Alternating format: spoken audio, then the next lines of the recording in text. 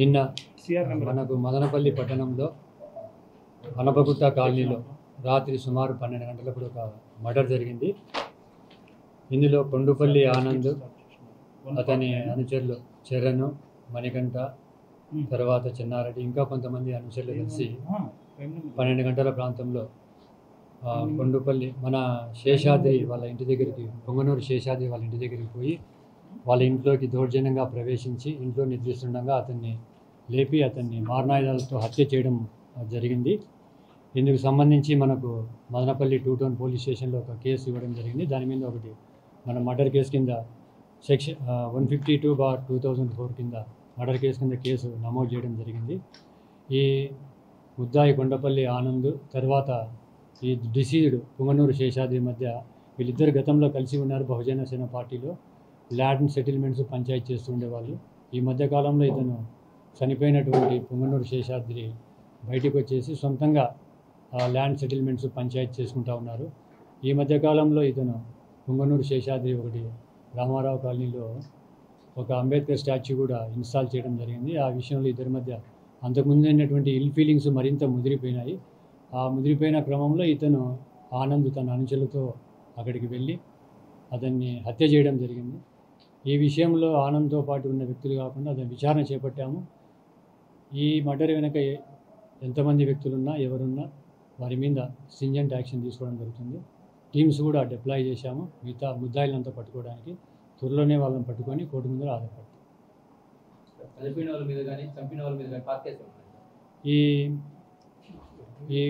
అవి వెరిఫై చేస్తున్నాం. ఆనంద్ మీద గతంలో 2014లో ఒకటి ఉంది కేసు, అది కోర్టులో అక్విటల్ అయిపోయింది. ఇప్పుడు 2021లో ఒక కేసు ఉంది, సింపుల్ హట్ కేసు, అది ట్రయల్లో నడుస్తూ ఉంది.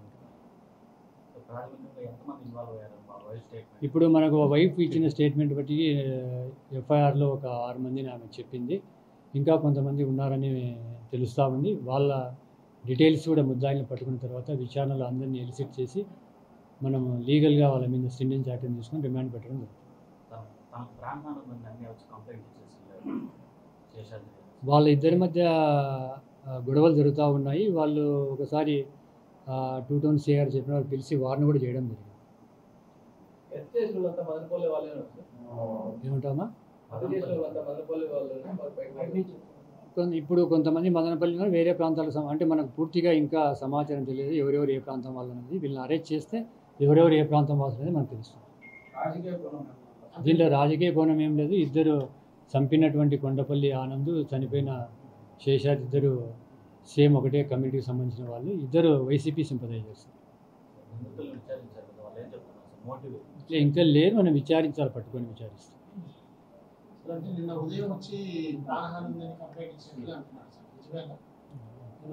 ఇంకా లేదు, వాళ్ళు ఇంతకుముందు గతంలో వాళ్ళ మధ్య విభేదాలు ఉన్నాయి. గతంలో ఒకసారి వార్న్ కూడా చేయడం జరిగింది. ఇంకా లేదు, అదేం లేదు. ఆమె బాగానే ఉంది, కొంచెం షాక్ గురైంది. ఆమె కోలుకుంది, కంప్లైంట్ కూడా ఇచ్చింది. ఆమె ఇచ్చిన కంప్లైంట్ మేరకే మనం కేసు రిజిస్టర్ చేసాం. లేదు లేదు, కలిసి ఉన్నారు వాళ్ళంతా. ఈ మధ్య కాలంలోనే విడిపోయారు. చనిపోయిన వ్యక్తుల విషయం వెరిఫై చేస్తున్నాం కేసులు, అవి కూడా చెప్తాం. ఫ్రెండ్లీ పోలీసింగ్ లోపించిందని జనాలు అంటున్నారు. ఎందుకంటే 1 అవర్ దాకా అంతమంది 30 మంది గుంపుకు ఇంత విధంగా జరుగుతుంటే కూడా పోలీసు సమాచారం ఇవ్వలేకపోయారు ప్రజలు. అంటే పోలీసులు ఫ్రెండ్లీ పోలీసింగ్ అనేది తీసుకెళ్ళిపోతున్నారు సరిగా అనేది ఒక ఇది ఉంటుంది. ఫ్రెండ్లీ పోలీసింగ్ అనేది పోలీసులో ఒక ఆస్పెక్ట్. అందరూ మంచిగా ఉన్న వాళ్ళతో పట్ల ఫ్రెండ్లీగా ఉంటారు. కొంచెం యాంటీ సోషల్ పట్ల కఠినంగా వ్యవహరిస్తాము. అందరికీ ఒకే ట్రీట్మెంట్ ఉండదు కదా.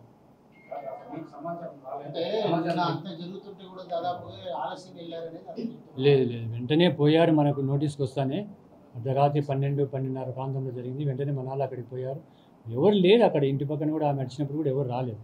మన పోలీసులే ఫస్ట్ అక్కడికి వెళ్ళారు. ఉన్నాయి అంటే ఇది మనకు హైవే మెయిన్ రోడ్ నుంచి దాదాపు లోపలికి 1.5 km ఉంటుంది. ఐసోలేటెడ్ ప్లేస్లో ఉంది ఇల్లు ఉన్నాయి అక్కడ కూడా. అయితే ఎవరు ఆ సమయానికి రాలేదు, అందరు నిద్రపోతూ ఉన్నారు. గాఢ నిద్ర. అనపగుట్ట అంటారు, వైఎస్ఆర్ కాలనీ అంటారు.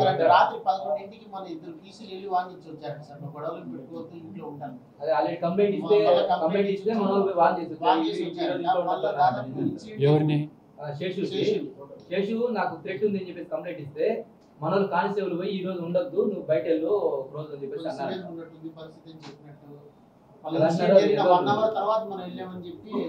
గతంలో ఇతనికి మనం ఆనంద్కు గట్టిగా వార్నింగ్ ఇవ్వడం జరిగింది వాళ్ళ మధ్య విభేదాల వల్ల. అది నిన్న నైట్ పోయినారు లేదని ఇన్స్పెక్టర్ అడిగి చెప్పాల్సింది. ఓకే, మనకు మర్డర్ జరుగుతానే ఇన్ఫర్మేషన్ వస్తానే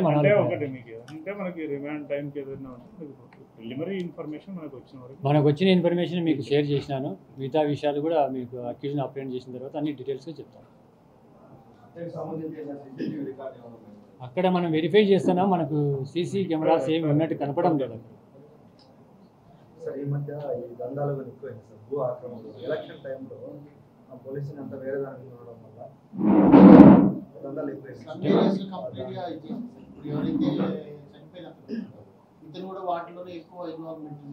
అంటే ఇద్దరు ఇందాక చెప్పాను కదా, ల్యాండ్ సెటిల్మెంట్స్ పంచాయతీ చేసేవారు గతంలో బహుజన సేన పార్టీలో ఇద్దరు ఉన్నారు. తర్వాత ఇతను సపరేట్ అయిపోయి ఇతను సొంతంగా చేసుకుంటా ఉన్నాడు. ఆ విషయంలోనే ఇద్దరి మధ్య విభేదాలు ఉన్నాయి. ఈ మధ్య ఒక అంబేద్కర్ స్టాచ్యూ కూడా నెలకొల్పాడు కదా, ఆ విషయంలో అవి మరింత ముదిరినాయి. ఇవన్నీ కారణమయ్యాయి మాట.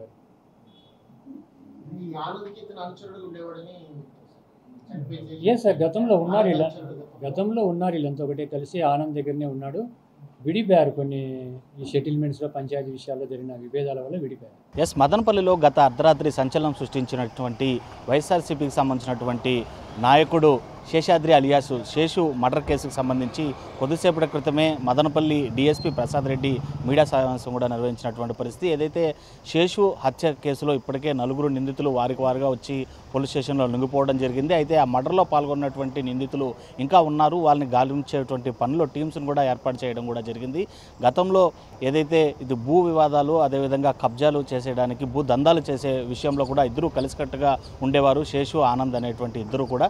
అయితే వాళ్ళిద్దరి మధ్య విభేదాలు తలెట్టడం అదేవిధంగా వాళ్ళ ఆధిపత్య పోరుతో భాగంగా కూడా ఒకసారిగా కూడా ఘర్షణలు మొదలయ్యి ఈ నేపథ్యంలోనే తిరిగి ఇద్దరు కూడా వైఎస్ఆర్సీపీ పార్టీలో జాయిన్ అయ్యి అక్కడే యాక్టివ్గా ఉన్నటువంటి పరిస్థితుల్లో ఏరియాలో ఆధిపత్యం కోసం సైతం శేషు రీసెంట్గా ఆల్రెడీ అక్కడ అంబేద్కర్ విగ్రహం ఉన్నప్పటికీ కూడా మరో విగ్రహాన్ని తీసుకొని వచ్చి అక్కడ నెలకొల్పడంతో ఆ వివాదం కాస్త ముదిరినటువంటి పరిస్థితి. అయితే 3 రోజుల నుంచి కూడా శేషును ఇంకా ఖచ్చితంగా హత్య చేస్తామని చెప్పి కూడా బెదిరింపు చేయసాగాడు ఆనంద్. అదేవిధంగా పోలీసులకు కూడా తనకి హత్యాయత్నం తన పైన జరిగేటువంటి పరిస్థితి అయితే ఉంది, తనకి ప్రాణహాని ఉందని చెప్పి కూడా పోలీస్ స్టేషన్కి శేషు వచ్చి విన్నవించుకున్నటువంటి పరిస్థితులు కూడా జరిగాయి. అయితే పోలీస్ ప్రొటెక్షన్ ఇవ్వకుండా పోవడంతో నిన్న రాత్రి తను ఒంటరిగా ఇంట్లో ఉన్నటువంటి సమయాన్ని చూసి ఇటు భార్య ముందే భార్య గొంతుపైన కత్తిపెట్టి భర్త శేషుని అతి దారుణంగా కూడా 70 పోట్లతో హతమార్చినటువంటి పరిస్థితి ఉంది. ఇందులో కీలకమైనటువంటి ముద్దాయి ఆనందే స్వయంగా తానే హత్యకి కారణమని చెప్పి ఒప్పుకోవడంతో పాటు మరికొంతమంది